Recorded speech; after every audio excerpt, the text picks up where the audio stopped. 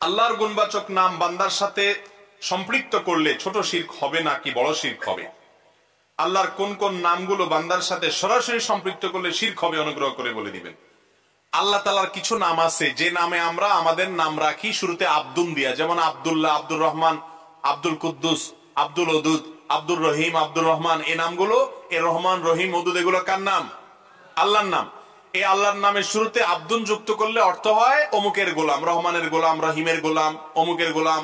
এই আল্লাহর সমস্ত গুণবাচক নাম দিয়ে শুরুতে আব্দুন লাগায় নাম বানাইলে তার মানে আল্লাহর গোলাম। এক কথা কি অর্থ হয়? আল্লাহর গোলাম। এখন আল্লাহর নাম দিয়ে শুরুতে গোলাম যুক্ত করে নাম রাখলেন, এরপরে ডাকার সময় কয় ওই রহিমা, আছে না নাই আমাদের মধ্যে? এগুলা উচিত না, গুনাহের কথা। আল্লাহর নাম যখন থাকবে তখন সেটাকে আপনি বিকৃত করবেন, সেটা গুনাহের কথা। আবার শুধু আল্লাহর নামটা দিয়ে ডাকবেন, শুধুতে আব্দুন যেটা আছে, আব্দুল্লাহ, আব্দুর রহমান, আব্দুল সবুর, আব্দুল ওদুদ, আব্দুল কুদ্দুস, এগুলো না বলে ডাইরেক্ট কুদ্দুস ও সবুর, এইভাবে যদি আমরা বলি জায়েজ হবে কিনা? এটার উত্তর হলো আল্লাহর গুণবাচক নাম দুই রকমের আছে। কয় রকমের আছে? কিছু গুণবাচক নাম আছে যেগুলোর অর্থ বান্দার মধ্যে ফিট হবেই না। যেমন যেমন কথার কথা, আল্লাহর একটা গুণবাচক নাম আছে রাজ্জাক, মানে রিজিক দাতা। মানুষ কোনোদিন রিজিক দাতা হতে পারে? অতএব রাজ্জাক বলে কোন মানুষকে ডাক দেওয়া জায়েজ নেই। কারণ নাম যদি আব্দুর রাজ্জাক থাকে তাকে তার কি বলতে হবে? আব্দুর রাজ্জাক বলতে হবে। রাজ্জাক কে বলা তো জায়েজই হবে না, গুনার কথা, নাম বিকৃত করা। আর আব্দুর রাজ্জাকের জায়গায় শুধু রাজ্জাক বললে সেটাও কি হবে না? জায়েজ হবে।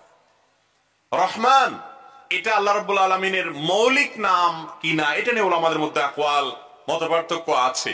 সেজন্য আব্দুর রহমান রাখলে শুধু রহমান বলে কাউকে ডাকা উচিত না, ডাকতে হবে কি? আব্দুর রহমান। তবে আল্লাহর কিছু নাম আছে যে নামগুলোর অর্থ বান্দার ক্ষেত্রে রূপক অর্থে হলেও ফিট হয়। আল্লাহর ক্ষেত্রে যেভাবে ফিট হয় বান্দার ক্ষেত্রে তো ওই অর্থে ফিট হবে না, কিন্তু অন্যভাবে ফিট হয়, কোনো না কোনো ভাবে ফিট হয়। সেই নামে যদি ডাকা হয় গুনাহ হবে না, কিন্তু সেটার ক্ষেত্রে উত্তম হলো আব্দুন দিয়ে ডাকা, ডাইরেক্ট না ডাকা। যেমন যেমন কথার কথা আব্দুল সবুর, সবুর মানে হলো ধৈর্যশীল, মানুষও ধৈর্যশীল হয়। তো এই নামে যদি কাউকে সবুর বলা হয় তাহলে আল্লাহর মধ্যে যেরকম ধৈর্য আছে ওই মাত্রার ধৈর্য মানুষের মধ্যে থাকবে না, কিন্তু আছে। সেই হিসাবে সবুর বললে গুনাহ হবে না সরাসরি, কিন্তু আব্দুস সবুর বলাটা উত্তম। আমাদের নবী করিম সাল্লাল্লাহু আলাইহি সাল্লামকে কোরআনে আল্লাহ তাআলা নিজে রাউফ বলেছেন, রহিম বলেছেন, বলেছেন না বলেন নাই? অতএব রাউফ রহিম আল্লাহর গুণবাচক নাম। রাউফ মানে যার ভিতরে মায়া আছে, তো নবীজির ভিতরে মায়া ছিল, এই জন্য আল্লাহ তাকে রাউফ বলেছেন। এখন কারোর নাম যদি আব্দুর রউফ হয় আর তাকে আপনি যদি বলেন ও রউফ ভাই, তাহলে গুনাহ হবে না, কারণ এই নামের অর্থটা আল্লাহর ক্ষেত্রে ফিট হয়, বান্দার ক্ষেত্রেও ফিট হয়। যদিও আল্লাহর ক্ষেত্রে যে অর্থে ফিট হয় সেই অর্থে কোনোদিন বান্দার ক্ষেত্রে ফিট হবে না। কথা কি বুঝাইতে পারছি? তো এখন কোনটা বান্দার ক্ষেত্রে ফিট হয়, কোনটা আল্লাহর ক্ষেত্রে ফিট হয়, এগুলা ঝামেলার ব্যাপার।